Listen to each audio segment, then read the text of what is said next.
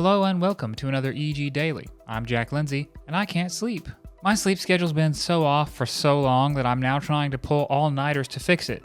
It hasn't been working so far, but today is the day. Go to bed.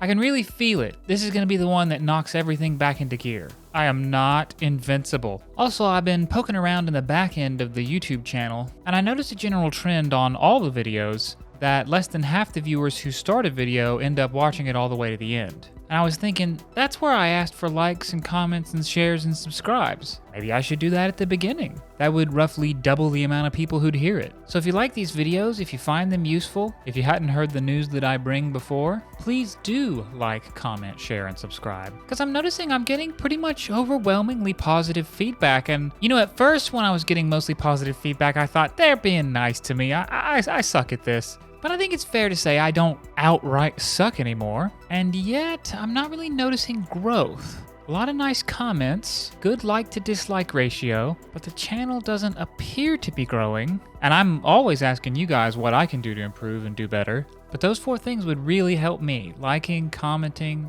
subscribing, sharing. I see a lot of comments that are like, oh, that really cracked me up, or that was great, or that was insightful. I appreciate that. If you think so, give it a share. Maybe your friends will think so too. In any case, I've got 2 stories for you today. One of them is about a new indie title, and the other is some fresh Blizzard drama, both by Mr. Irwin. Up first, Encased is an indie post-apocalypse RPG you probably missed. We're gonna watch the trailer together after I read the article. I can't imagine what it's like, says Mr. Jonathan, to be an indie developer.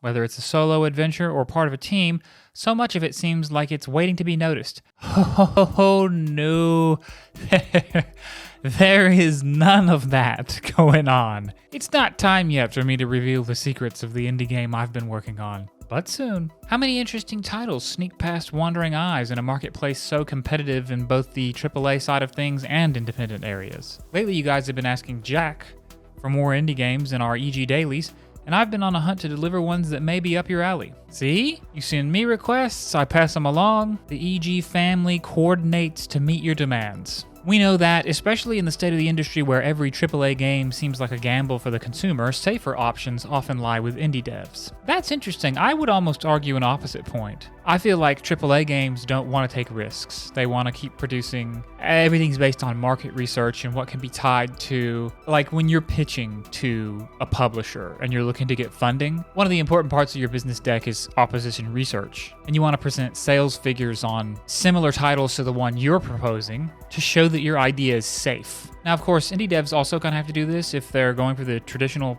publisher route, but they've got a lot more wiggle room. They got a lot more freedom to take risks. I feel like the biggest risks come out of the indie scene, and that's one of its greatest strengths. While I hope you've enjoyed what I've brought so far with my suggestion for 5 indie games you should check out for Halloween, and he hyperlinked that, and that was one of my previous dailies, I hope that games like Mondo Museum are what you want to see too. But this one, entitled Encased, a sci-fi post-apocalyptic RPG... What? How did that was some kind of error on the back end. Be sure to grab that one, Future Jack. Go to bed! Something that appeals to everyone. Encased is a callback to the games of the past, inspired by the book Roadside Picnic, as well as Fallout and Fallout 2. Emerging into a dangerous new world, the player will be tasked with surviving what waits in the unknown, and they'll have to use their cunning and their combat in equal measure to get there. The overworld looks to be a sprawling desert, while interior locations consist of buildings, bunkers, and labs of various natures, and often in clear states of deterioration. I know it's self-described as a tribute to Fallout, but if I didn't know better, I'd say we were looking at what a 4th isometric-style Fallout game could have been. Combat is turn-based and relies heavily on tactical movement, distance from a target, and line of sight to determine the effectiveness of your attacks. But if you're feeling lucky, there are many times you can try to see if you have the gift of a silver tongue to reason with the world around you. Just be careful that they don't tear it out of your mouth and wear it like a necklace. It may sound like I have the gift of a silver tongue, but I assure you that is an illusion of editing. If I were to just record and upload a daily without editing, all my stammering and pauses and ums, I would sound supremely handicapped. Encased is currently in the Steam Early Access program, which still has a ways to go until it's completed. But the start looks to be solid, and it currently sits at an 86% very positive rating. Normally selling for $29.99, it's 10% off right now through November 1st for $26.99. Will you be stepping into this apocalypse? Wishlist it for when it's completed? Or is it a pass completely? Let us know down below. Let's check out this trailer together. It's just too simple to be true.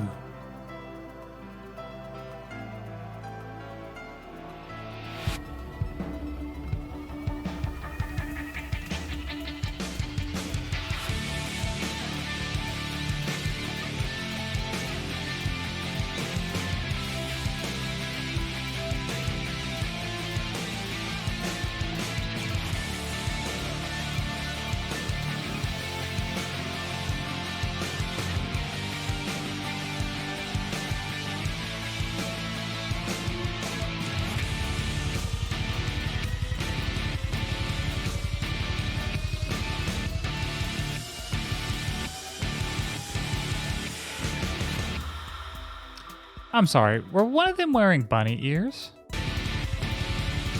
Right there. Is that bunny ears in an animal snout? No, that's a gas mask on the face, but I'm pretty sure those are animal ears. Oh well, every game has its flaws. For our next story, Mitsubishi confirms silent pull of Hearthstone sponsorship. Does this count as Blizzard versus the world? I think it does, says Mr. Irwin.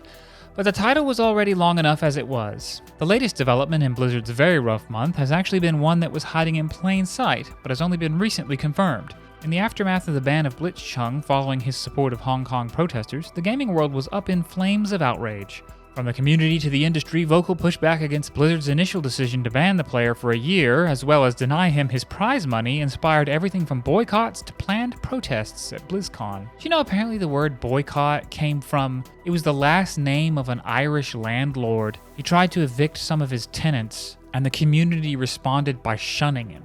People wouldn't work for him, people wouldn't interact with him, people wouldn't even sell to him. And it kind of became this firestorm, and the media took off with it. And I mean, obviously the concept existed before that, but that's where the term came from. Anyway, some eagle-eyed Reddit users initially noticed the removal of the Mitsubishi logo from the background of the Asia-Pacific Hearthstone tournament 2 weeks ago, but both Blizzard Entertainment and Mitsubishi declined to comment on the situation. It was quite possible this was just a temporary measure on part of Mitsubishi to avoid being caught up in the backlash, or it could have even been a move by Blizzard themselves in an attempt to protect sponsors from being considered guilty by association. The truth is much simpler than either, as has recently been confirmed. After brief discussions behind closed doors, Mitsubishi Motors pulled its sponsorship from the Asia-Pacific Hearthstone tournament only 2 days after Blitzchung's ban, as the situation really began to go global and take off. Confirmed by spokeswoman Erica Rasich, I don't know. With no further comment, the move was a very quiet one, which left it among the rumor mill of which there were dozens in the early days of the incident. Since the early days, Blizzard cut Blitzchung's ban in half from a year to 6 months and has restored his prize money. Other missteps in the wake of the incident kept the wound open though, including everything from conflicting statements in China and North American markets,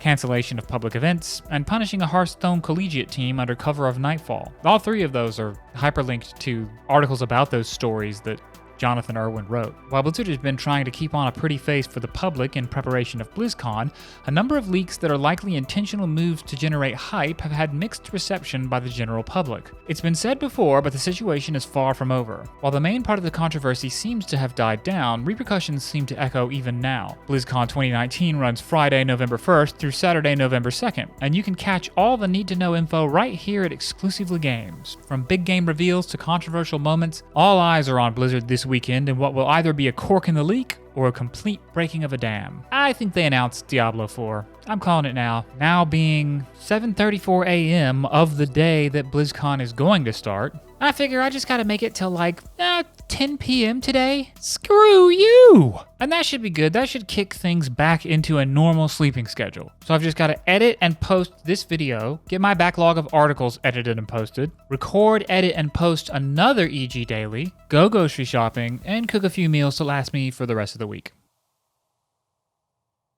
But as always, and now also at the beginning of the videos, please don't forget to like, comment, share, and subscribe, and I'll see you next time.